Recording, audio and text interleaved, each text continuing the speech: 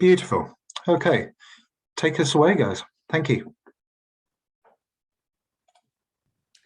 Great. So I hope you can see the screen as you're supposed to.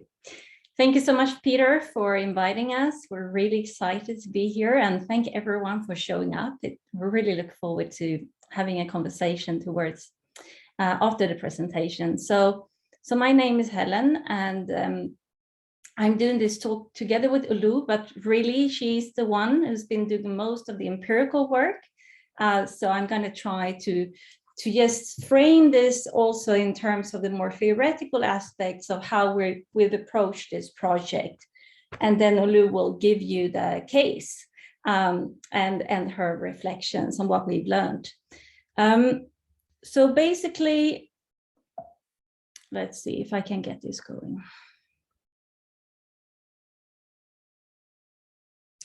So we should start by situating ourselves a little bit. My background is in the social environmental sciences, and I started working with energy technologies during my PhD. I'm Swedish, but my PhD work happened to be in East Africa. But I came into that project on technology and renewable energy from a political ecology point of view, rather. So I was more interested in natural resources and social ecological and social natures, that kind of relationships. And I had a very strong base in feminist theory as sort of my core understanding. So when I started a PhD and I wanted to look at renewable energy transitions, I thought about them as processes of power being reconfigured. So my initial question was, how do relations of power shape energy transitions and in particular electrification processes, and how do they change throughout those processes? And I've come then with a sort of critical theory stance, looking at how do we achieve transformative change towards more just and equal societies. And this seemed to be a very fruitful way to understand rural electrification in the countryside of especially Tanzania, where I did most of my field work. I had a materialist and intersectional feminist viewpoint as sort of the base for also studying power. And this is something that Olu comes from a slightly different perspective, but this is something we share as a sort of a feminist theoretical stance and something we have developed thanks to those experiences that we also bring into this project. We look at energy transitions, but we see them not as one transition happening in the world, but rather as multiple, very different transitions where the starting points are very different around the world, of course, due to the historical context, and in our case in East Africa, the colonial legacy of energy infrastructures in the region. So there are different starting points. There are also different pathways and possibly very different endpoints. So we think that energy transitions need to be always placed in a historical geographical context. And this also informs how we study politics and power, where we think of this as a multi-scalar, a multi-level process. We do work both at the aggregated level of international and national politics, but also all the way down to the micro level of everyday life in the village. And it's not just the countryside. We're starting to work also a little bit more with the urban context, and Olu has also done work in other geographical areas of the world and looking at different thematics than I have. So what I had to do personally when I set out to approach electrification and energy transitions in East Africa and Tanzania specifically was that I had to make sense of power in this particular context, given the fact that I was studying electric power and the reconfiguration of how energy is organized and in society. Because of course there was already an existing energy mix and people were already using energy in their everyday life with profound implications for how everything else gets organized. And when electricity is introduced, no longer from car batteries or small batteries or diesel generators, but now coming from an electric grid, that has an impact across daily life in so many different aspects. What I've done here, and that I just want to flag, is that working with power from a sort of theoretical and empirical, or through an empirical and theoretical dialogue, I had to adapt some of the work and writings and ways of understanding power that was already out there. And I've done this in some of my, for me, a key work where I've spent a lot of time thinking and theorizing, and together with others. And this has led me, together with my colleague Andrea Nightingale, to see power as a fundamentally relational and productive force that is, coming both out of human agency and as constitutive elusive pressures. And when we talk about human agency, these power manifest in situated and embodied practices. And when it's in terms of constitutive pressures, we look also at the entangled webs of humans and non-humans. So it's really beyond only the human sphere, where both nature and technology comes into view. But importantly here, we think that power is always placed. It cannot be disentangled from its context and the situation at hand. So it's highly dynamic and relational.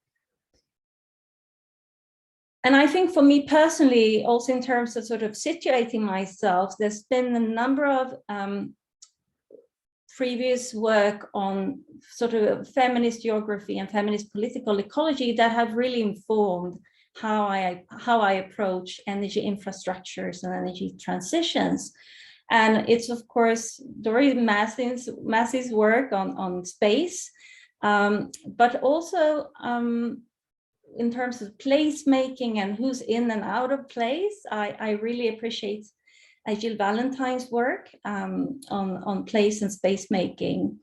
Andrea Nightingale has been really formative for me, and I'm happy to work with her also. So she has vastly informed my thinking about both power and gender.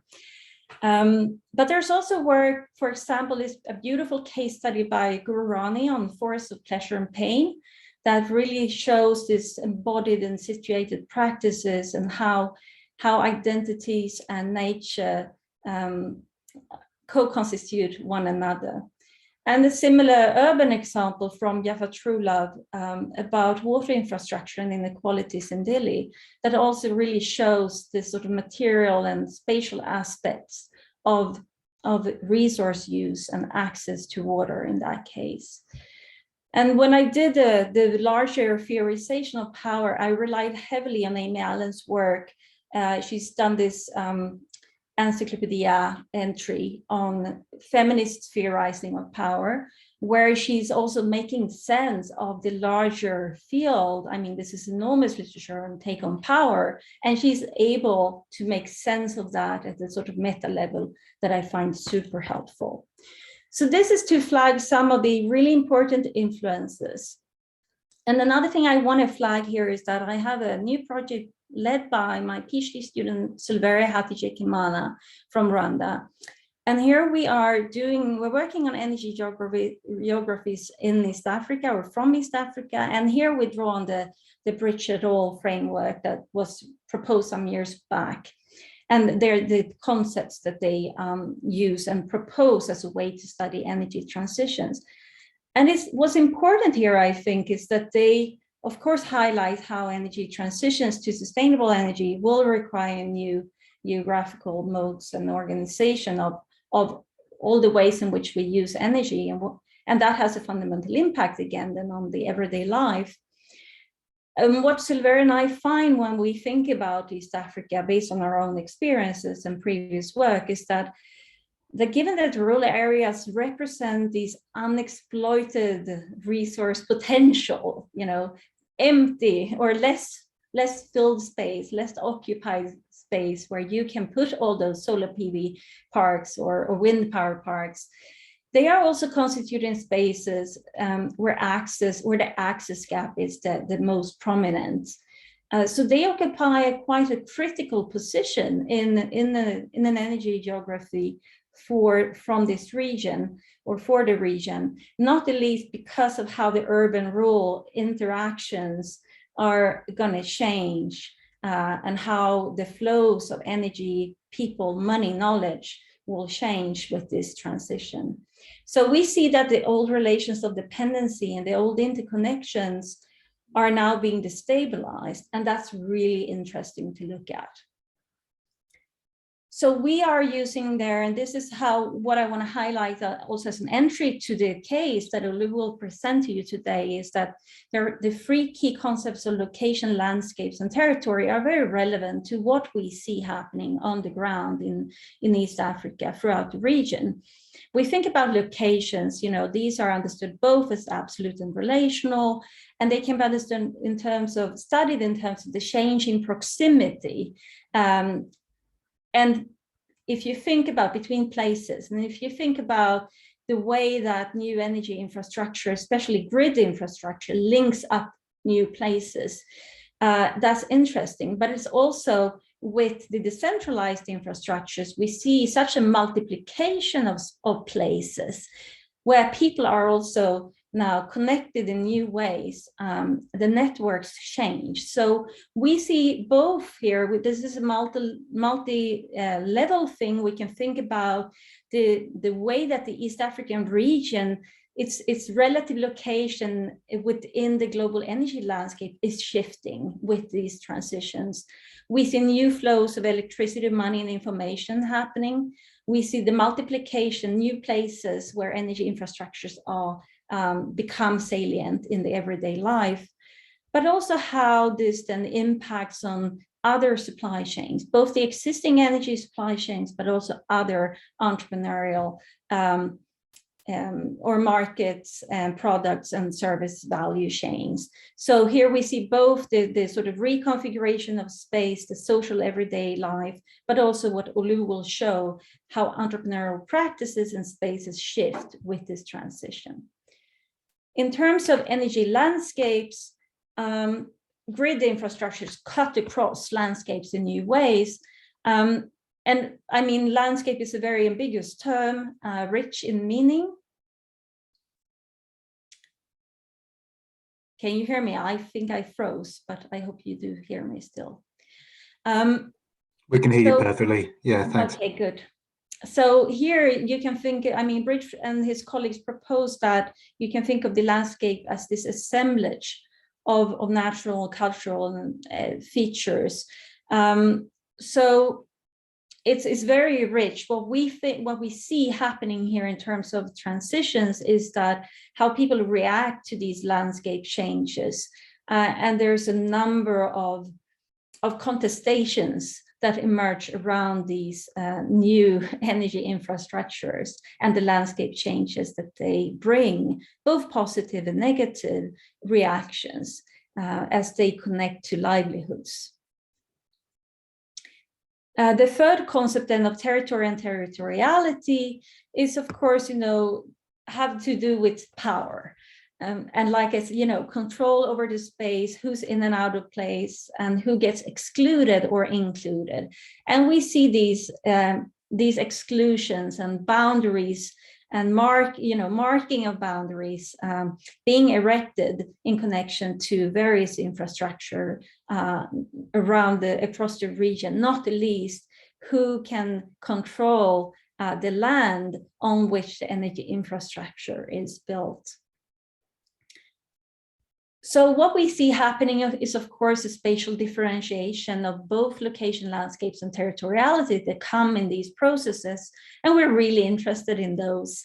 I mentioned the unequal relations of exchange between cities and rural areas. It has, of course, to do with class divisions, both in undergrid areas, but also areas that are not at all connected in the countryside. And of course, the gendering of spaces, both in public, commercial, and private spaces, which, is already there, impacting on how new energy infrastructure is being used by people. It moves into the arena that comes with new projects, but it also then gets destabilized somewhat.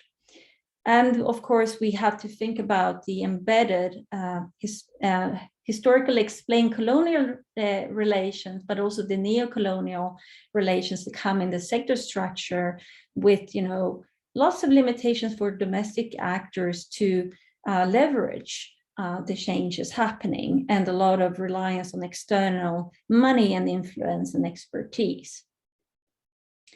So just to summarize, my take before I hand over to Olu is to say that, yes, some illustrations of this have to do with the use of land and natural resources. So the picture to the left shows a farm in the highlands of the southern highlands of Tanzania, and outside of a village called Mapogoro.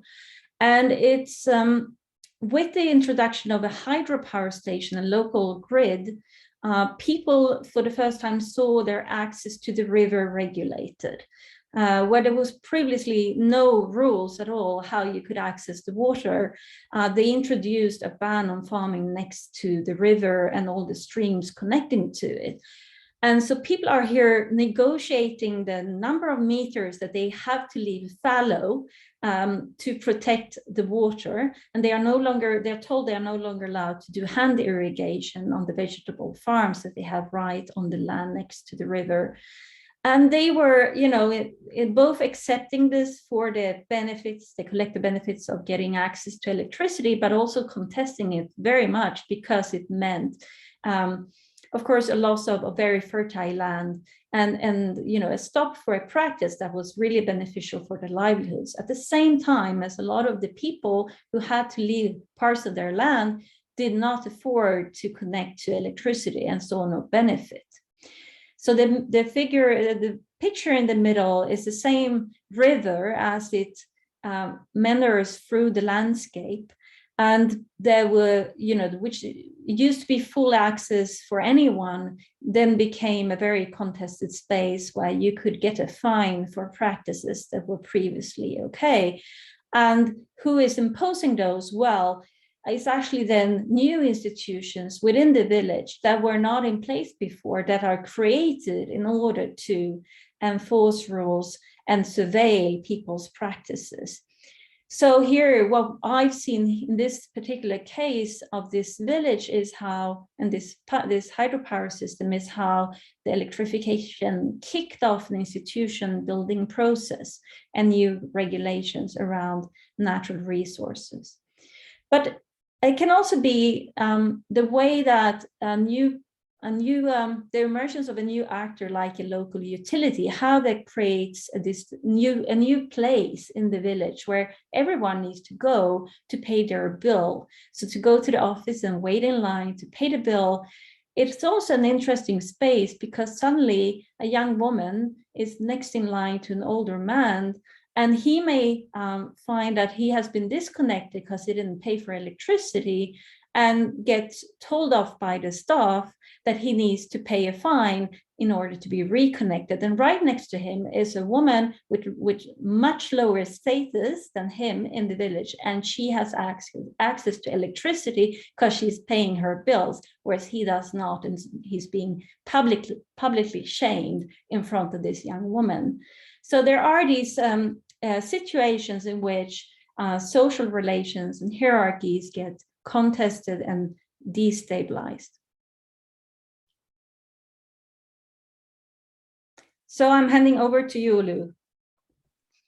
Thank you very much, Helene. So just a quick background on who I am and where I come from. I am a social scientist. I like to say my research lies at the intersection between social science and engineering.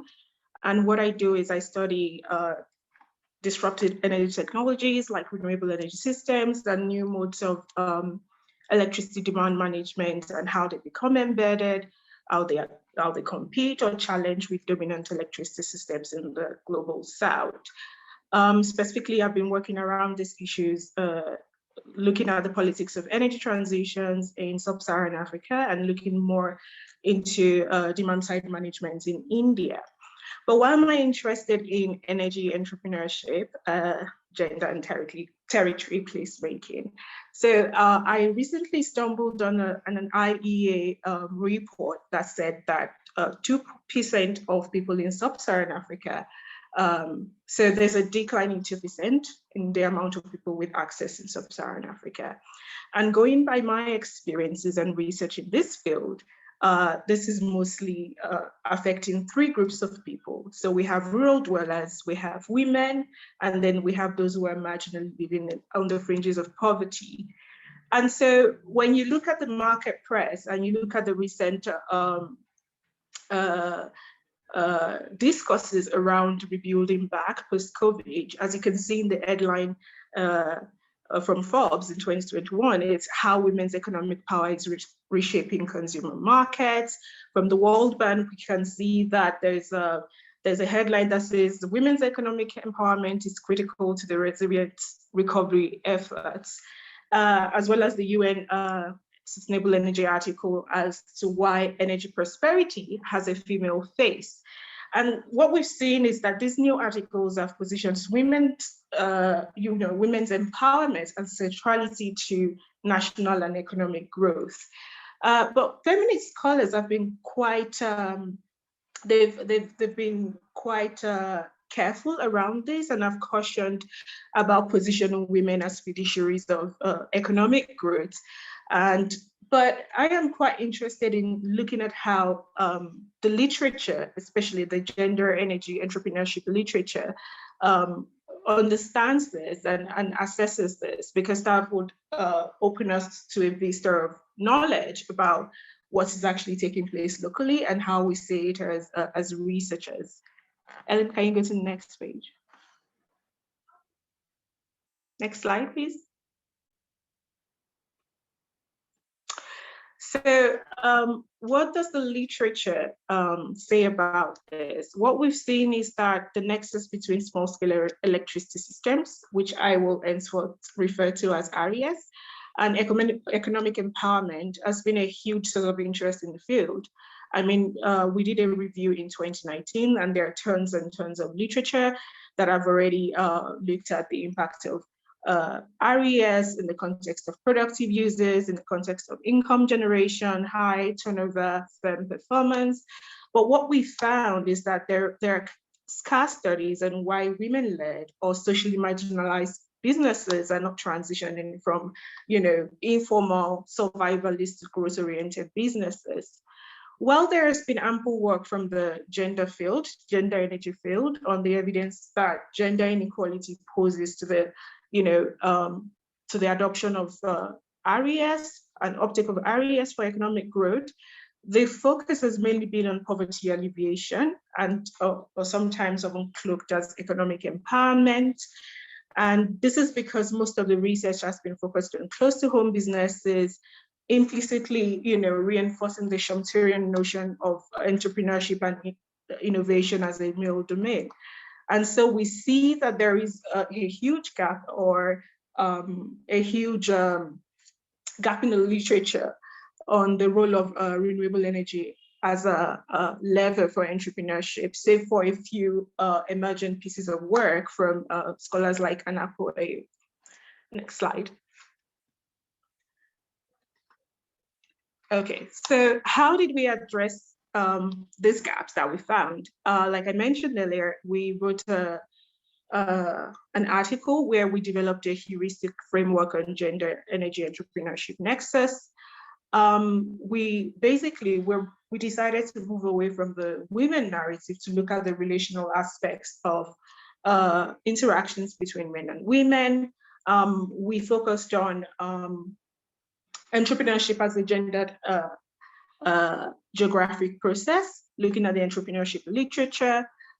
We offer empirical insights on how the arrival of electricity changes the entrepreneurial dynamics in local spaces, how small rural businesses are innovating, growing, changing their production processes, and what the gendered outcomes of this processes are.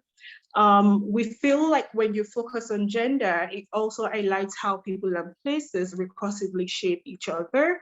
And we know that gender identities, places and entrepreneurial practices are recursive and fluid, and they are characterized and constrained by, prevailing cultural and historical norms in these places. So, but to give you a clearer view of what our framework, a starting point of our framework, as Helene has emphasized, we're deeply rooted in intersectional feminist approach. I mean, I come from a background that has looked at socio-technical systems thinking, worked on systems thinking. But in the last 3 years, I've focused more on the entrepreneurship and gender literature, and we've applied this as a cross-cutting dimension to explore how, entrepreneurs are growing and thriving, and their encounters with new electricity systems in rural spaces. We know that starting a new venture or growing an existing one is quite difficult for everyone, but especially for women who operate survivalist businesses. But then the general trope in the literature is that RES is expected to result in, this dramatic change. I think the word often used is a catalyst for change. But we know that, uptake of RES or electricity in this case, or the adoption of new appliances may not be evenly distributed, across space among entrepreneurs, especially for those who are challenged by the capital flows in their local economy. For example, villages that are landlocked with no inflow and outflow of capital, those who face gender dynamics, and especially women who are trapped to operating close to home businesses, or who are, in informal low growth businesses, or those who are enabled or blocked by their interaction with various systems. And I'm going to go further on that as we delve deeper into the case. But, the core consideration of our GSIE is that, it looks for the conditions that enable electricity access. So we focus on the system design, we focus on the system objectives, we look at the terms of service, the technical configurations of service, we look at the feedback and the reverberations of the system design, both positive and negative, on new venture creation, business growth and performance. And then we look at the impact of electrification on social norms and gender in the spaces in which, they become embedded. But, importantly, we explore the processes that shape gender as modulated by other dimensions of place and territoriality. And then this framework sees gender meanings around entrepreneurial practices as contingent of geographic spaces, of difference that shape power. It sees the processes that create gender as those inextricably linked to the processes that create electricity systems, as well as entrepreneurship. Sorry. So I think one would ask, why do we even need to look into this? Why is it important to look into how energy systems are interacting with entrepreneurship and gender? For us, I think it's quite important because there's a lot of research, and there's a lot of assumptions out there that electricity would ultimately lead to economic growth and development. But we need to identify the degree to which this is happening, especially for small scale businesses in rural areas. We want to identify the gender related barriers that might occur from electrification or entrepreneurial interaction with electrification. We want to see how, existing reliance on socio-political systems and institutions might unintentionally perpetuate or reinforce gendered subjectivities in local spaces. And basically, we want to see the changes that are happening in terms of new social constructions around gender identity and norms based on women's foray into the entrepreneurial space. And lastly, we want to see the best practices on how to design socially inclusive renewable energy systems. So I'm going to go into the case now. In 2019, I went to a village called Ikondo Matembwe. It's in the southern islands of Tanzania. And my job was to evaluate a mini-grid developed by an organization known as CEFA. It's an Italian organization who has been in the region for like 60 years. They've been there from the pre-colonial time. But they first installed or constructed a power plant in 1984, and they created a local village utility company known as the Matembwe Village Company. However, between 1984 and 2001, there was a growing demand for electricity, and so CEFA installed the second turbine generation in Ikondo, stretching from Ikondo to Matembwe. So there was an upgrade in terms of the power plants, connecting about 8 villages. And this current upgrade serves about 21,000 people who are largely involved in agriculture across these villages. So one of the things we wanted to achieve was to say that, to really understand processes that are changing in terms of businesses and growth, we first of all needed to identify value chains. So we did some mapping of entrepreneurial value chains. We had interviews, focus group discussions with both men and women. We had informal discussions because some of the conversations could not be done formally because of the sensitivity of the questions being asked. There was also a document analysis to understand the electrification process from the utilities perspective, as well as the NGO's perspective. And so we also did look at, existing institutions within the community. So we interviewed, people in the cooperative, otherwise known as SACCOs. We also interviewed the community development officer appointed by the government for that area. In terms of value chain, so we basically looked at the timber to milling, timber to carpentry value chain, the farming to milling value chain. We looked at services such as guest out, restaurants, bars, shops, because these are the predominant forms of businesses across the villages explored. So what happens when electricity and entrepreneurship interacts? What happens? So what we found was there was a huge movement, especially among men, out of agriculture, not really out of agriculture, but out of farming into processing. So there was a mass exodus into milling from men who typically had farms. They abandoned that and largely moved toward processing. What we saw was that there was an increase in new products and service offerings. So quite a number of bars, restaurant owners started acquiring appliances like microwaves, like refrigerators, creating new vistas of business products within the communities. But what we also saw was that there was an increase in the quality of services offered. So for example, as compared to people who were using diesel milling machines, we found that those who had shifted to electricity based machines had more customers, and they also had they also produced better quality of flour. And this was because when using diesel, the diesel fumes as well as oils oftentimes get mixed up with the flour, giving it a lower quality.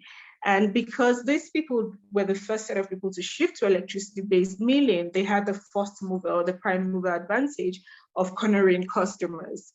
Also, because a number of people realized that with electricity, especially in the food industry, with electricity, it meant that people could acquire appliances. So there was this urge to create new extra products. So for example, a restaurant owner decided to have a viewing center within the restaurant where you pay. They added extra services to the side, such as a power water pump, where you could actually get water services as well from the same person. But what we also saw was that there was especially among women, there was often a drive towards entrepreneurial bricolage, which is that, they made use of existing resources that they had to create new businesses at home. And this was often done after work hours. So after their typical daily work in terms of businesses, they would still go home, for example, to convert a room to a chicken pen or convert a room to a bakery and work overnight. So while this was actually for the women empowering, but in actual sense, it meant that their businesses or their time was being diluted across the several businesses, oftentimes leading to a lack of growth. And another thing we saw in this community was that, when we interviewed a number of women, they were like, oh, when electrification came, my husband decided to move here. Also, we found that a number of men, who were indigenous to that community kept referring to the fact that with the arrival of electrification, there was no need to actually move out of the community because they realized there was, an opportunity to create new businesses in their community. So next slide. So in terms of, Harriet's impact on gender subjectivities, we realized that women's involvement in, electricity-related businesses indeed sparked change in societal norms around business ownership. For example, one of the women I spoke with, realized suddenly that because she had income and she had, a steady income, and she was the only female miller in the community, then she didn't have to always defer to her husband, especially when it comes to getting extra money for the household.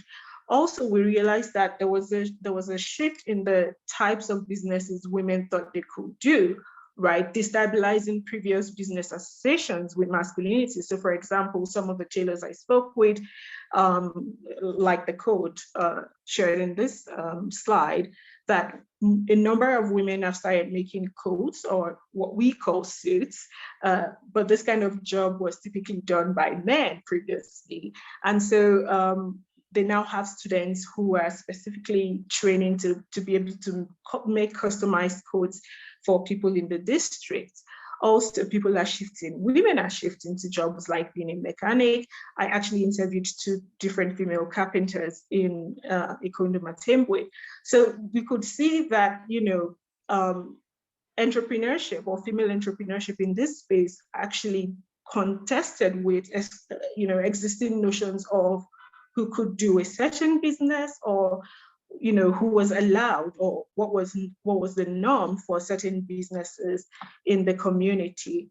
But what was quite interesting was when I asked them questions around, how do people see you now based on your ownership of businesses in the community, more men than women reported that the use of electricity, earned them respect among their peers.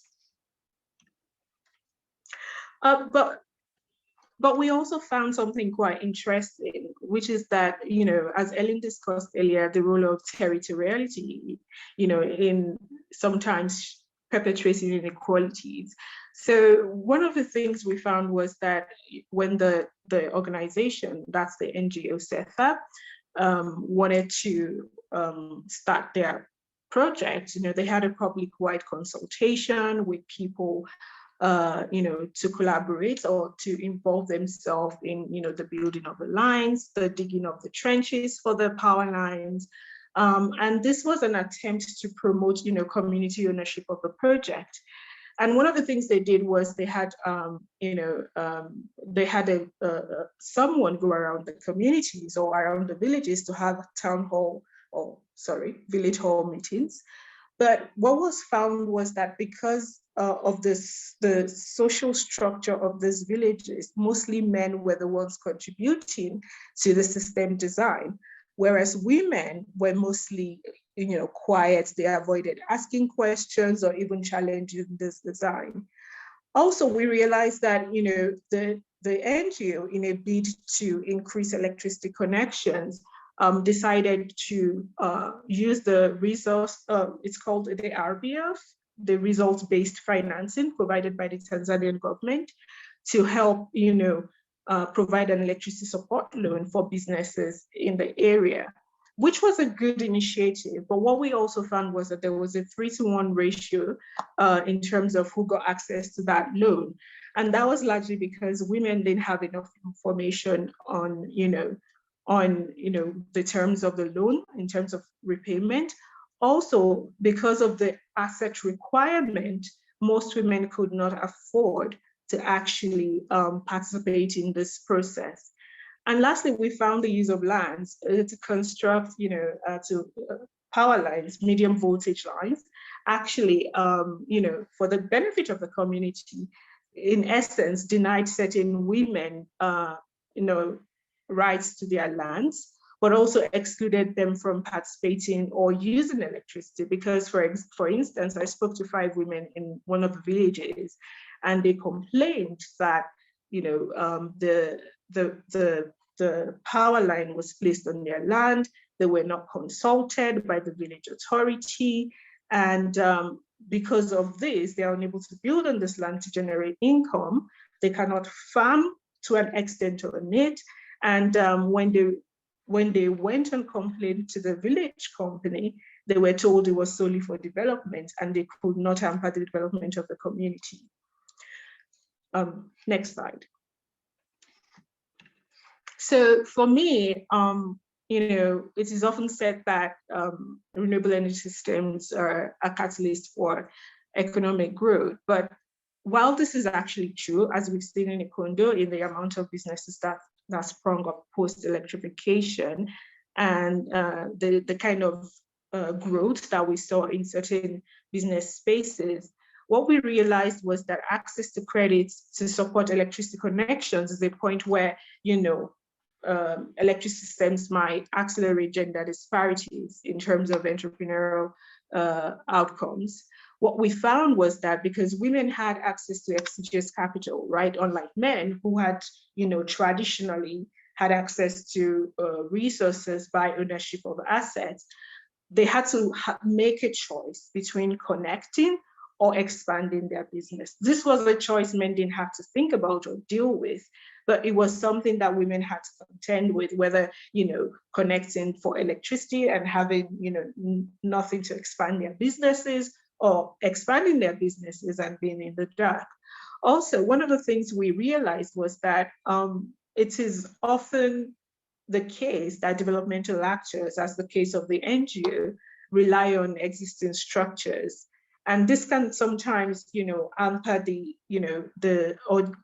hamper the objective or gender equality that the organization is seeking to achieve. For example, the way the target loans were, support loans were designed, how they are structured, who had access to information. All of this, if not done well, could actually reinforce the double burden of poverty. But on a positive note, because I would like to end on a positive note, is that, even though there were gendered economic structures, the increase in business ownership is a point in the entrepreneurial space that women are really contesting gender hierarchies in Ikondo Matembwe. Thank you.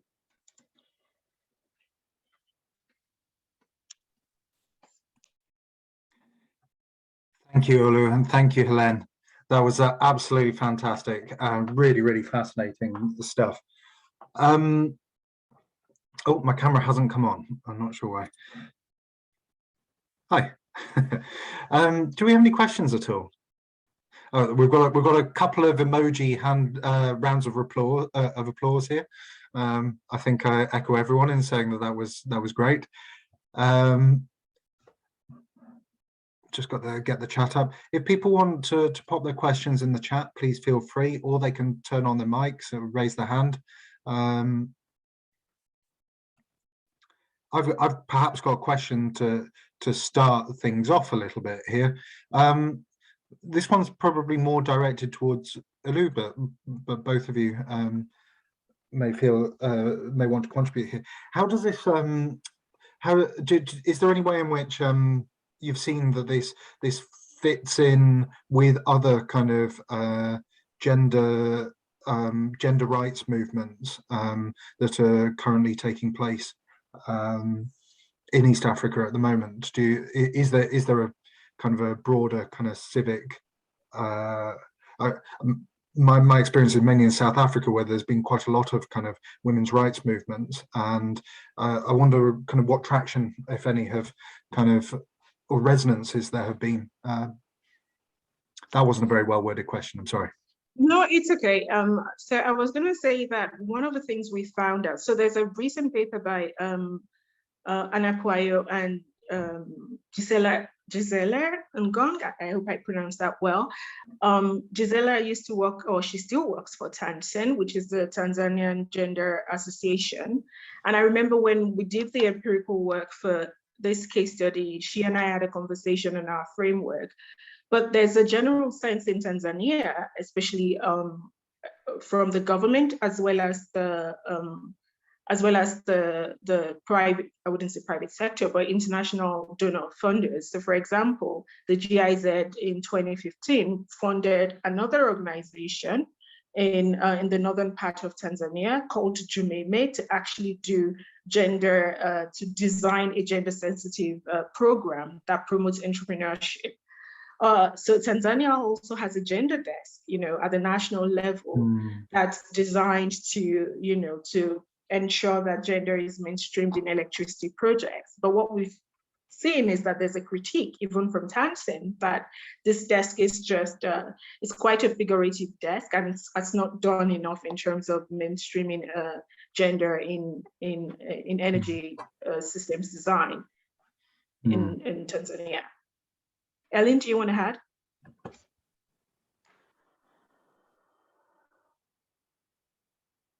No, Helene? not really. I think that's the most concrete link we have seen. So I think maybe there's perhaps more happening elsewhere. In Rwanda, there's been more happening at the policy level. But the problem we see there is rather how you take it from policy to implementation when there's a severe lack of resources and capabilities among the government actors who are supposed to carry out the beautiful policy and strategic ideas that exist. So it's at the, because you need to get down to then the local level to start to connect in the locality, to connect different parts of society. So there may be some sort of women in science technology, and maybe some sort of women's movement around in certain unions. There may be sort of a female partnership or in certain business sectors, but to actually connect that to then those working with energy from a gender perspective, those horizontal linkages rarely happen, unfortunately. What we have seen, we haven't come across anything substantial yet. But we may have missed asking about it enough, possibly. It's really interesting. Yeah, go ahead, Lily. I was just going to say that, I attended the National Science Council. They had a call just a few days ago in Rwanda. And one of the things they've been, hammering on is for even research around any form of research, basically, you have to have 30% in your application, you have to have 30% women. So you see that there's actually a national drive to be inclusive. But, like Ellen said, the extent to which this is actually operationalized at a local level is a totally different conversation, and how to operationalize that. Yeah, I mean, fascinating. Do we have any questions from the? Oh, here we go. Lara, do you want to turn your camera and mic on and read this out, or shall I read it? Hi, hello, can you hear me? We can hear you perfectly, yeah, thank you. Hi, that's great. I'm having issues with my camera today, but I can turn my mic on. Thank you so much for hosting this session and for your presentations, Helene and Olu. That was really fascinating research. My question was about the apparent causal link between electrification and the challenging of actual jobs that women are now undertaking, and I was wondering if you could expand a bit more on that, please.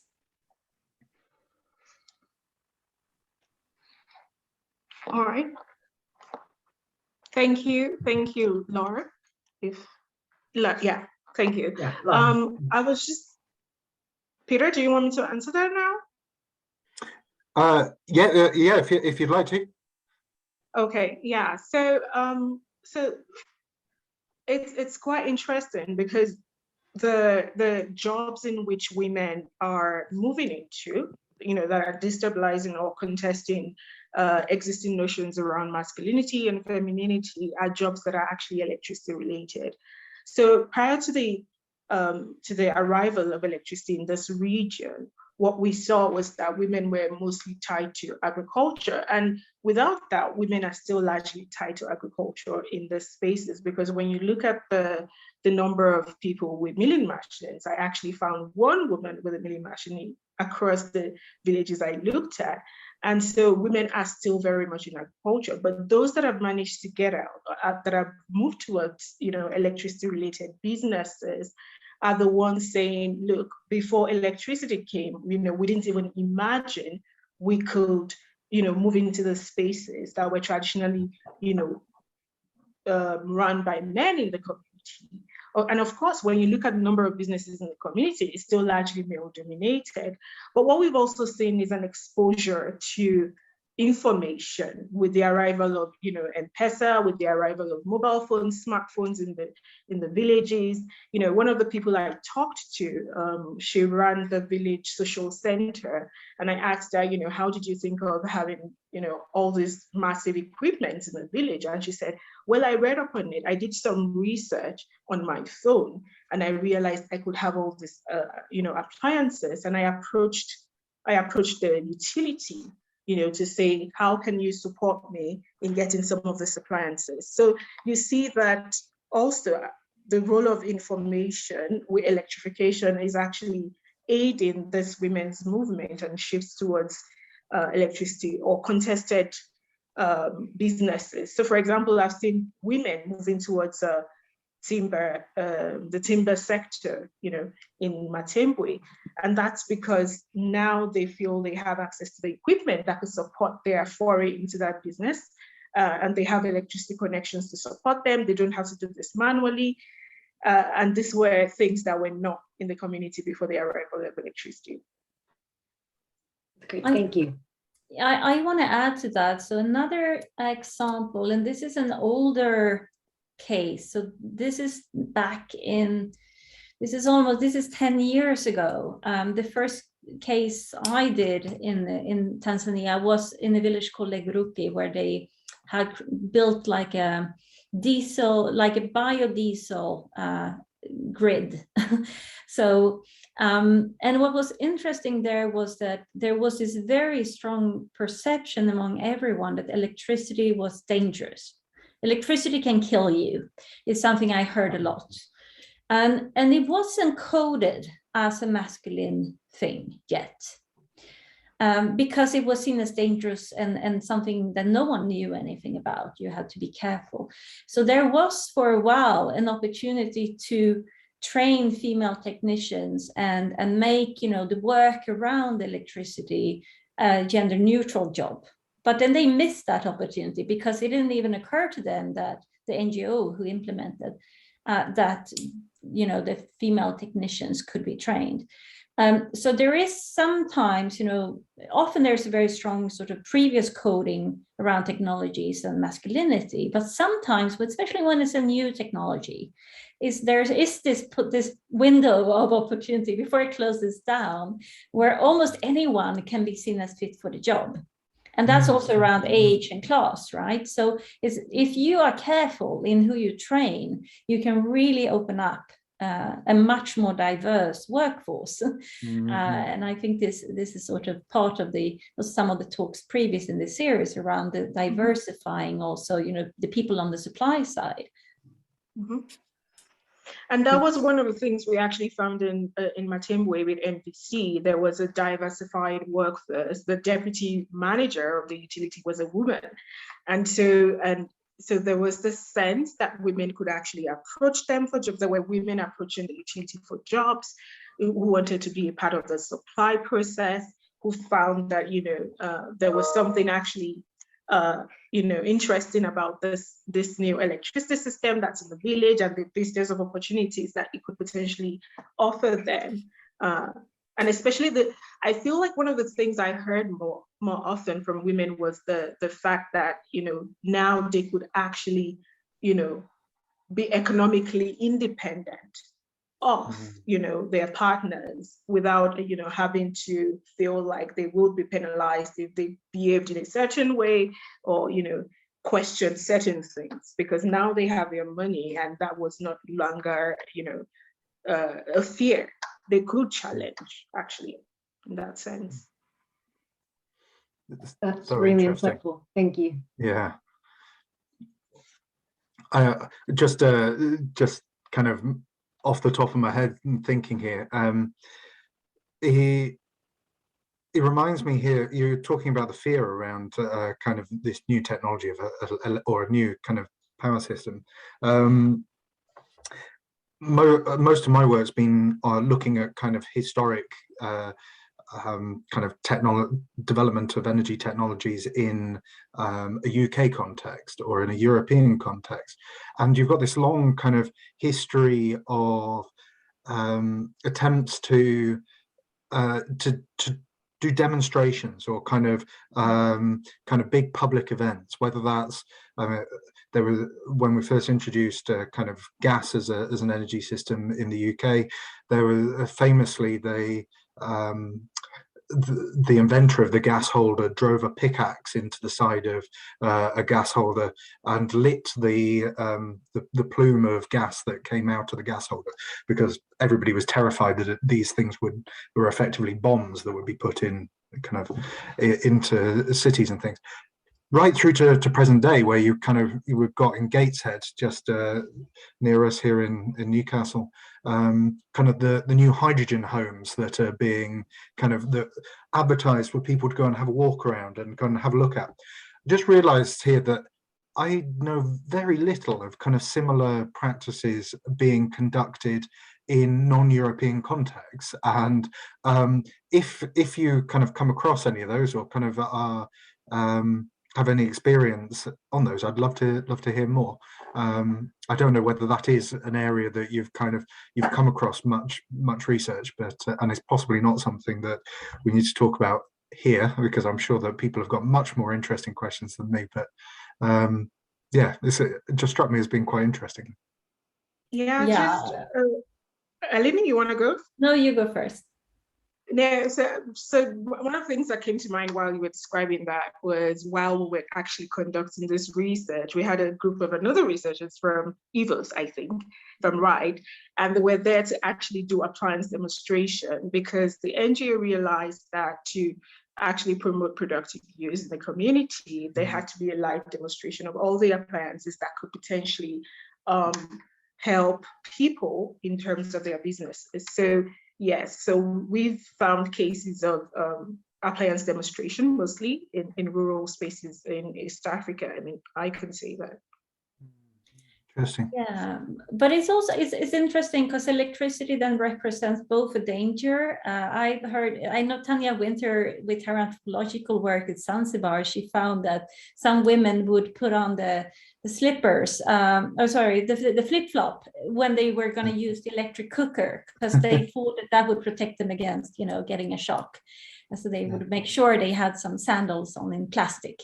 So there's lots of sort of stories around, especially around cooking, where things are, perceived as dangerous. But then also what it replaces with electricity, because you have a lot of accidents with fires, of course, and people getting burns, and children getting burned in the kitchen, etc. So the kitchen is quite a dangerous space, right? So electric lights in the kitchen are typically seen as reducing parts of that danger. But you still have a lot of sort of ways to get hurt in that environment.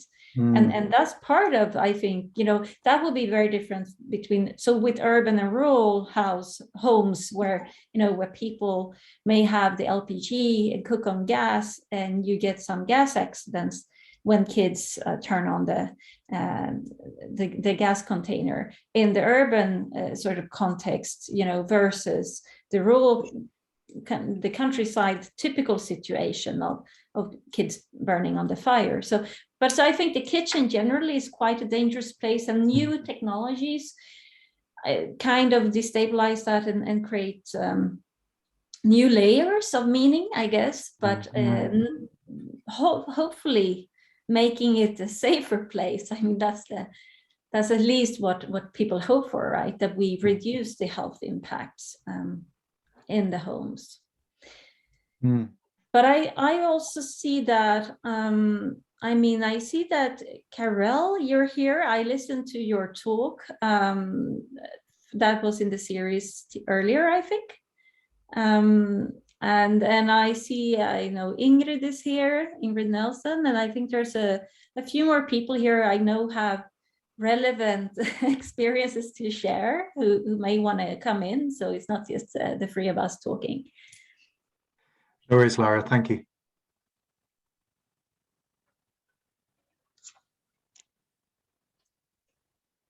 Maybe everyone can turn on their cameras, and that will take down the barrier. Hi, Ingrid. Communicating. Hi, everyone. The timing for me is difficult. I listen to the talks while I'm driving my little one to daycare, so it's not very reliable. So I do depend on the recordings after the fact, but I will follow up for sure. Okay, great. Do we have any further questions? Or comments, yes. Or comments, yeah. Experiences. Hi, Oscar.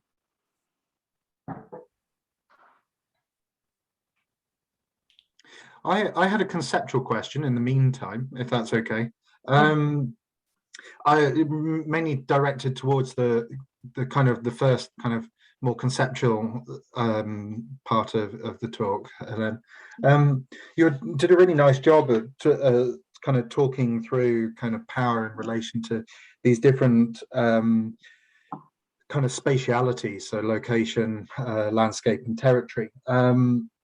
Obviously, as geographers, as energy geographers, for those of us who are the energy geographers, we're really interested in space. But I was wondering, to what extent you'd kind of worked with kind of theories of time in thinking about these transforming connections and energy transitions, because it was striking me that kind of there were different notions of kind of speed of change, different rhythms that kind of maybe can help us to understand understand transitions here in relation to these different concepts of space as well. But that might be a kind of huge question to ask, but I just wondered whether kind of time has really featured in your thinking in any meaningful way. Yeah, no, absolutely. I mean, since I also work from a sort of socio-technical point of view, there's always time dynamics in there, and it's rather that people care so much about time that they forget about space. But some of the things I've seen there that I think are really important is, of course, that any one of these energy infrastructures come into a context where there's lots of energy infrastructure already in place.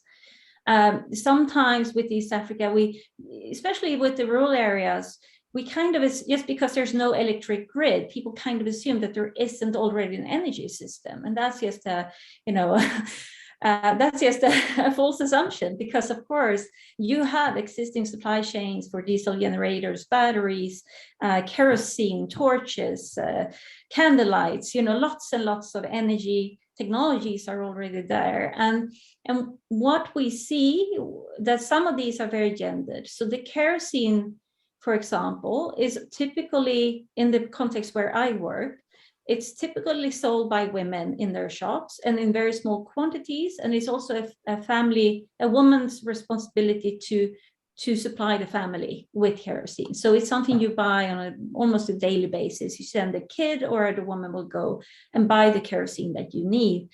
And so when electricity comes into this and it starts to replace kerosene lamps with indoor lighting, those people who sell kerosene lose part of their business. It becomes something you have as a backup rather than something you actually use on a daily basis. So that is kind of emerging. So we have some, and it's the same, and of course, with all the diesel generators, when you get a few electric generators that are cheaper to run, so the prices drop for the milling machines that use electricity, then lots of people, men mainly, lose their income because they don't no longer get customers. So you go from many milling machines operating by diesel to a few operating by electricity. So there are these sort of, especially around labor and certain services, there's already sort of people who get displaced and people who can use a new opportunity. And I'm sure similar patterns and shifts, and these are time shifts, right? So it takes a certain amount of time. And Olu was also mentioning the sort of first mover advantage.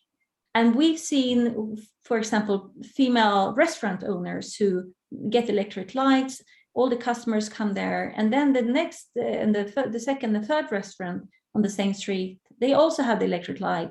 And then they lose income because there's more competition, but now they have an extra cost. And this is the same for machinery. We have people who buy quite expensive machinery, expensive in terms of maintenance and operating costs for the electricity. And they can only do so successfully as long as they have enough customers. But so as soon as there's competition, part of the customer segment disappears again, and they may end up with a loss because they can't service the oil pressing machine, for example. So I think in the sort of the political economy of this is there's lots of time patterns that are super important. And it has to do with both seasonality of the economy, the types of value chain, and if you get any real inflow of money or not, or if money circulates differently in the same economy. So basically the village place in the larger economy will determine what these entrepreneurs can and cannot do. Yeah, interesting. Thanks, Helene. That was really kind of concise and nice overview. Okay, I'm gonna give people one last chance to kind of scream out their question. Otherwise, we might kind of draw things to a close. Or just like come on camera and say hi, so we see your faces, and you don't need to come in with a great question or anything. No, it'd be nice to see you all. So, hi, Cecilia. Hi, Robin. Well, this is very nice. I'm getting now a distinct gender divide, though. As per. Hi, America. Oh. Hi, Nikki. You're right. And Catherine. Yeah, good to see you all. Yeah, it's really nice. And it's nice to see such a good turnout. Should probably bring things to a head, really. Thank you everyone for joining us. Thank you in particular, Helene and Olu, for giving this wonderful talk. It's been really fascinating, and I've definitely got a kind of whole load of things written down here that'll keep me thinking for a few days and possibly weeks. We've just kind of a quick shout out to the next webinar. Next webinar's again on Friday, next Friday, next week with Saskia Petrova and Neil Simcock. I'm sure you guys be well aware of their work. The title is The Infrastructural Politics of Energy and Gender Injustices, Norms, Expectations and Ruptures. And the link for joining us is in the chat there. Now, please do RSVP and come along. It's going to be another great talk. As always, this talk's been recorded, and we will aim to get it uploaded in the next week. So keep your eyes out for our Twitter and email communications on how to access that. And if you want to be really proactive, you can subscribe to our YouTube account, and then you'll get immediate notifications of when the latest videos are available. But if everybody would like to just kind of join me in kind of a round of applause for Helene and Olu. It's really nice seeing you guys, and we look forward to hearing more about your work in the coming kind of weeks and months and years. So good luck with the project, and we look forward to seeing you guys soon. Thanks a lot, Peter. Thank you. Thanks so much for having us. Nice to see you all. Yeah, take care, everyone. Bye. Bye.